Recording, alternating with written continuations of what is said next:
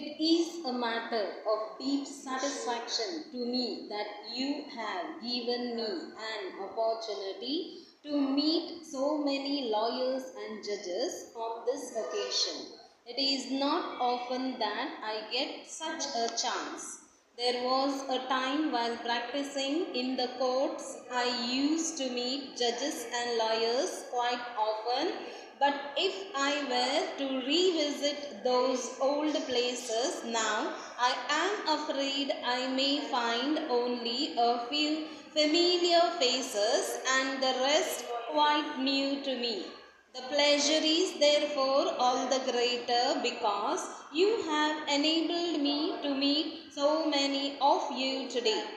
You have rightly said that under the present Constitution of India, the courts of justice play a vital role.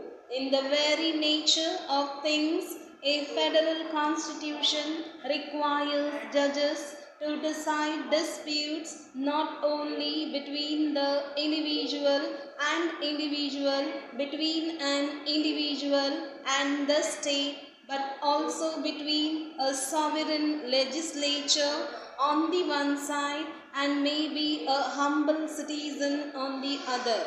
I am glad that during the short period of the working of our constitution, our high courts have been discharging their duties to the satisfaction of all and also helping in raising the moral standard of the people.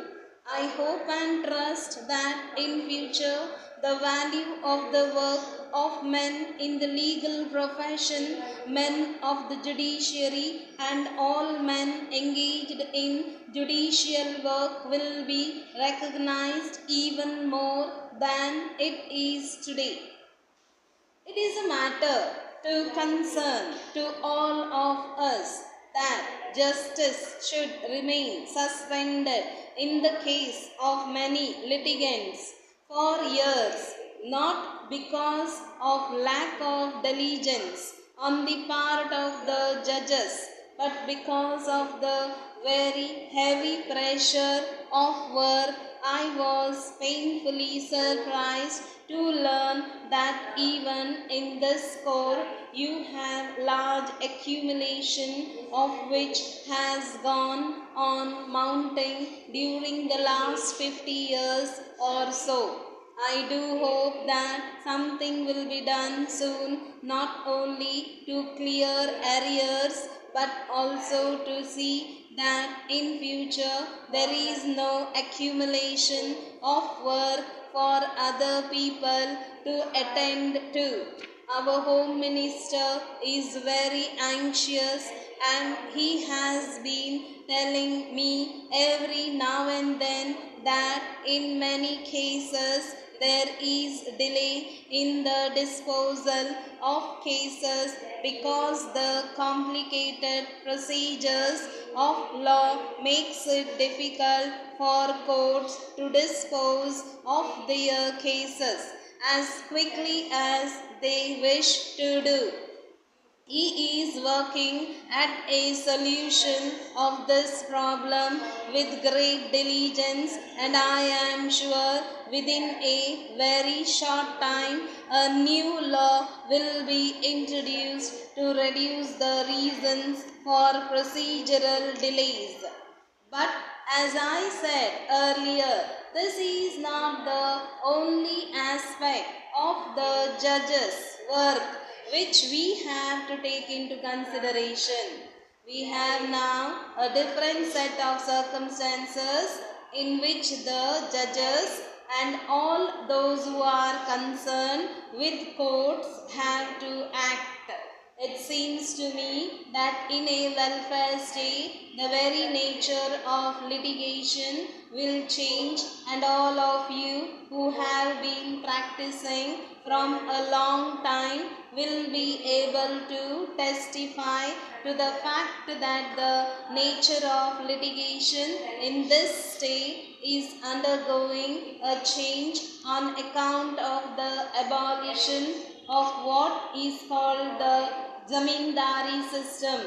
If you turn over the pages of the law reports, you will find any number of cases dealing with the rights of jamindars and landlords. It seems to me now that the jamindari has been abolished.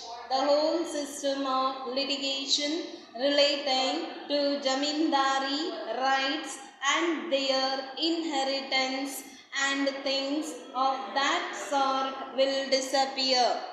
But at the same time, we are adding to the work of the high courts in another direction. You must have noticed that the petitions for writs under the Constitution now occupy a pretty important place in our courts for quite some time till the law is adequately understood by the ordinary people and it is authoritatively interpreted by the courts. Such petitions and writs would continue to occupy an important place in our judicial system.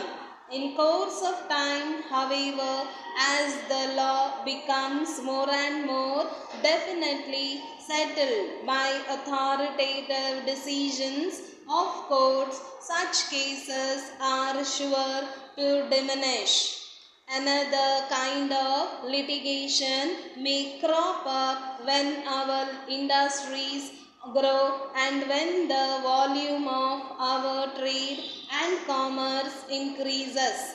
We shall then have a large volume of what may be called commercial cases or cases dealing with labor or dispute between capital and labor. Therefore, I would say that while you are in this profession, please bear in mind that after all, it is noble profession in which the payment of fees is not so important as is sometimes imagined. I believe in England even today a barrister cannot sue a client who defaults or refuses to pay him his fees. It is so because the lawyers are supposed to be officers of the court required to assist the judges in deciding cases. The money part of cases is only a secondary thing. In course of time, however, this latter aspect grew in importance. Dear Sir, we thank you for your prompt reply and after having considered the points raised in your letter, we have pleasure in appointing you as our agent for South India. You will be our sole representative and we feel sure that your long experience of business will be valuable and lead to an extension of our retail trade. Although we have confined our mostly to the sale of hardware, we have decided to extend the scope of our operations. The directors at their last meeting stated that it would be advisable to include points in our list of products so you will have an opportunity of developing the new side of our business. From your application, we notice that you are well qualified to deal with these two branches, especially since you understand both the manufacturing and the commercial aspects of the business. As a firm of 30 years standing, we are well known in South India and although we have not previously had a representative, our goods have been distributed over a large area. The reason for appointing you is that we feel certain that your effort will increase our sales. In addition to the details given in our previous letter, we give the following particulars to which we call your attention. The terms offered are a salary of 200 per mensem and a commission of 5% on all orders. A reasonable amount will be allowed to you for out-of-pocket expenses incurred in visiting the different parts of your area. The terms of payment are 10% trade discount on all accounts and 5% of cash within 1 month. Price list and other printed matter will be provided by the firm free of charge, and any suggestions from you will be appreciated. Circulars containing details of the extended business are now being prepared so as to be ready for distribution when required. After you have considered the matter, we shall be glad to know if you will accept the appointment. We enclose your guidance, a copy of the agreement, and hope to hear from you as early as possible. Yours faithfully.